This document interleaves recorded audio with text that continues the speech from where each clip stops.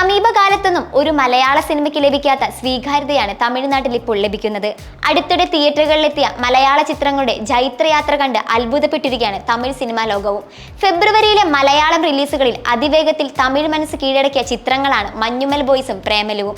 ഇതിൽ യുവനിരയെ അണിനിരത്തി ഗിരീഷ് ഏടി സംവിധാനം ചെയ്ത പ്രേമലുവാണ് ഈ വർഷത്തെ ആദ്യം പണം വാരിയ ചിത്രം.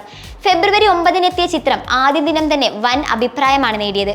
ചിത്രത്തിന്റെ വിജയത്തെ പ്രശംസിച്ച് തമിഴ് സിനിമാ രംഗത്തെ പ്രമുഖർ വരെ രംഗത്ത് വന്നിരുന്നു. റിലീസ് ദിനത്തിൽ 90 ലക്ഷം മാത്രം ഓപ്പണിംഗ് ഗ്രോസ് കളക്ഷൻ ലഭിച്ച ചിത്രത്തിന്റെ 10 ലക്ഷത്തിലധികം ടിക്കറ്റുകൾ ബുക്ക് മൈ ഷോയിലൂടെ മാത്രം വിൽക്കപ്പെട്ടു. മാർച്ച് 8 SS രാജമൗലിയുടെ മകനും നിർമ്മാതാവുമായ SS കാർത്തികേയ പ്രേമലു തെലുങ്ക് പതിപ്പ് പ്രേക്ഷകരിലെത്തിക്കും.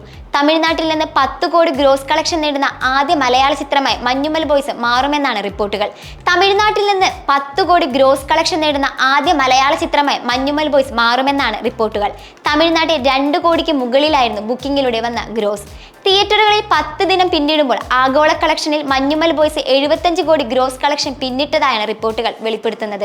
ഇന്ത്യയിലെ ഏറ്റവും വലിയ മൾട്ടിപ്ലക്സ് എന്ന് അവകാശപ്പെടുന്ന Chennai മായാജാലിൽ March 3 30 ഷോകളായാണ് Manjummel boys screen ചെയ്തത്. സിനിമ കണ്ട് കമൽഹാസൻ, ഉദയനിധി സ്റ്റാലിൻ, കാർത്തിക് സുബ്ബരാജ്, സിദ്ധാർത്ഥ് എന്നിവർ അഭിനന്ദനങ്ങളുമായി എത്തിയതും സ്വീകാര്യത മഞ്ഞുമലിന് നേടിക്കൊടുത്തിട്ടുണ്ട്.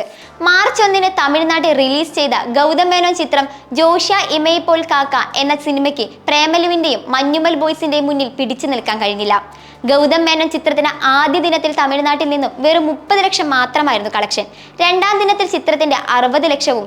അതേസമയം മഞ്ഞുമൽ ബോയ്സ് ഞായറാഴ്ച മാത്രം തമിഴ്നാട്ടിൽ നിന്ന് വാരിക്കൂട്ടിയത് 4.82 കോടി രൂപയാണ്. സൂപ്പർ സ്റ്റാറുകളുടെ സാന്നിധ്യം ഒന്നും തന്നെയില്ലാതെ ഈ മലയാള സിനിമകൾ വലിയ അത്ഭുതങ്ങളാണ് സൃഷ്ടിക്കുന്നത്.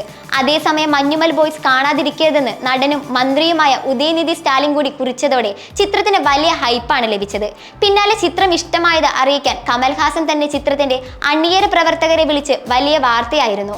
കേരളത്തിലെയും തമിഴ്നാട്ടിലെയും ഞായറാഴ്ചയിലെ കളക്ഷൻ വെച്ച് നോക്കിയാൽ ഇന്ത്യൻ ബോക്സ് ഓഫീസിൽ ഏറ്റവും അധികം ഗ്രോസ് കളക്ഷൻ നേടിയ ചിത്രമായും മഞ്ഞുമൽ മാറി. തിയേറ്റർ കളക്ഷനിലൂടെ 100 കോടി ക്ലബിലെത്തുന്ന 4ാമത്തെ മലയാള ചിത്രം കൂടിയാണിത്.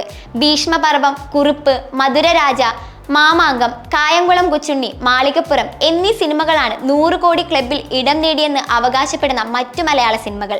മഞ്ഞുമൽ തെലുങ്ക് പതിപ്പും റിലീസിനൊരുങ്ങുകയാണ്. 30 കോടിയാണ് തമിഴ്നാട്ടിൽ നിന്ന് പ്രതീക്ഷിക്കുന്ന കളക്ഷൻ. എന്തായാലും തമിഴകത്തെ നിറഞ്ഞ തിയേറ്ററുകളിൽ ജൈത്രയാത്ര നടത്തുകയാണ് പ്രേമലുവും മഞ്ഞുമൽ ബോയ്സും.